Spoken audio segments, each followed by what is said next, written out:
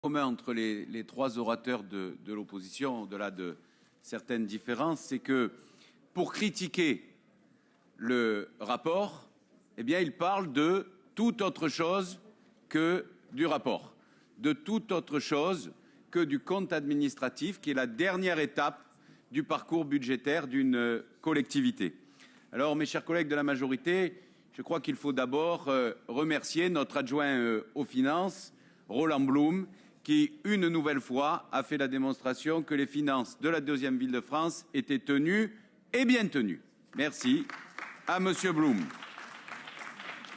La preuve est faite que le budget qui avait été présenté et voté par la majorité municipale, sous l'autorité du maire et de Roland Blum, a été respecté. Des taux d'exécution supérieurs à 90%, et les piliers essentiels de la politique budgétaire qui ont été tenus. D'abord, et contrairement à ce qui a été dit, il suffit de lire les chiffres, une politique de désendettement qui se poursuit. La collectivité, la ville, cette année, a continué à baisser son taux d'endettement, comme c'est le cas depuis le début du mandat en 2014. Ensuite, un investissement qui se maintient et qui est démultiplié par la participation du Conseil départemental des Bouches-du-Rhône sous l'autorité de Martine Vassal. Et enfin, des dépenses de fonctionnement qui sont contenues, Monsieur Payan, malgré des décisions qui nous échappent. Les augmentations indiciaires dont nous ne sommes pas maîtres et les funestes dépenses dues au rythme scolaire que vous avez promu, défendu et que plus personne ne défend aujourd'hui et qui ont quand même, sur plusieurs années, coûté des dizaines de millions d'euros aux contribuables marseillais pour rien, rien du tout, sauf la satisfaction idéologique de M. Hollande et des socialistes.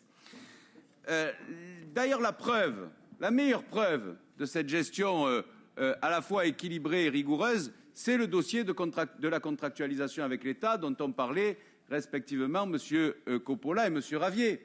Parce que si la ville de Marseille arrive sans trop d'efforts à entrer dans ce processus de contractualisation, c'est bien parce que depuis des années, elle a une politique de contingentement, de contraintes et d'efforts sur ses dépenses de fonctionnement. Alors on n'y va pas de gaieté de cœur. Je suis assez d'accord avec vous sur l'atteinte à la libre administration des collectivités territoriales.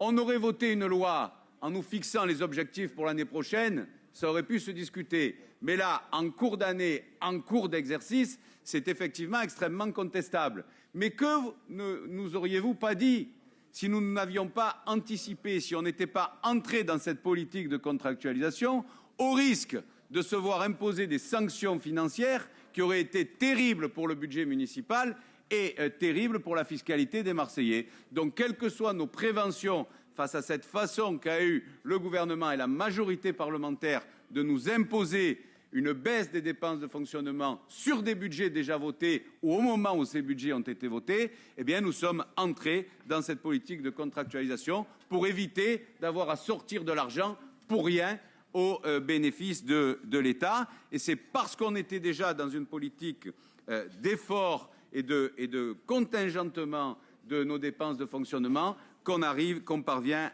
à y arriver. Alors, en conclusion, pour répondre à M. Payan, M. Payan, vous parlez des promesses non tenues en spécialiste que vous êtes en tant que membre éminent du Parti socialiste.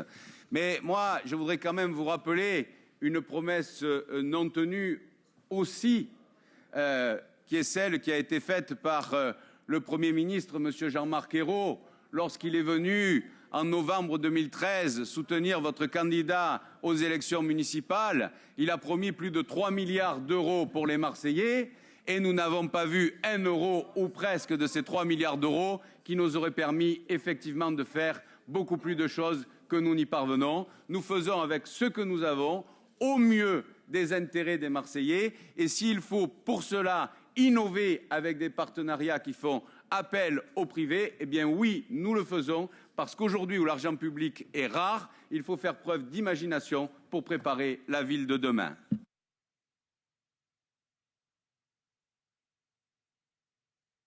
Bien, merci Maureen. Roland Blum, peut-être? Très bien. Écoutez, on va à ce moment-là mettre aux voix le compte administratif.